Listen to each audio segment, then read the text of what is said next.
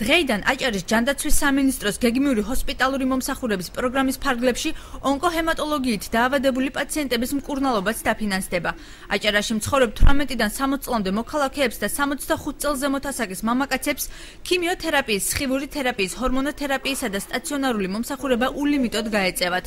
ახალი ინიციატივის განხორციელებამდე აღნიშნული სამედიცინო მომსახურებით მხოლოდ 60 წლის ზემოთ მყოფი ადამიანები და სოციალურად დაუცველები სარგებლობდნენ. შემუშავებული იქნა ჯანდაცვის სამინისტროს მიერ დამატებითი სამედიცინო მომსახურების კომპონენტი აი ამ პაციენტებისათვის, ესე იგი 18 და 60 წლამდე პაციენტებისათვის და დღეს უკვე აჭარის მაცხოვრებელი, ვინც დარეგისტრირებულია და ცხოვრობს აჭარაში, აჭარის ჯანდაცვის სამინისტროს მიერ ფინანსდება. 2013 წლიდან სამინისტრო მიზნობრივი პროგრამის ფარგლებში ბენეფიციარს ონკოლოგიური დაავადებების ოპერაციებს, თერაპიებსა და კომპიუტერული გამოკვლევების 70%-ს დაუფინანსებს. პაციენტებს, რომლებსაც პროგრამაში ჩართვის სურვილი აქვთ, სამინისტროში ფორმა 100 სამედიცინო დაწესებულებიდან ანგარიშ ფაქტურა და პირადობის მოწმობის ქსეროასლი უნდა წარადგინონ. წელს განსხვავება ის არის, რომ რამდენჯერაც მას დაუდგება საჭიროება მსგავსი სერვისის მიწოდების,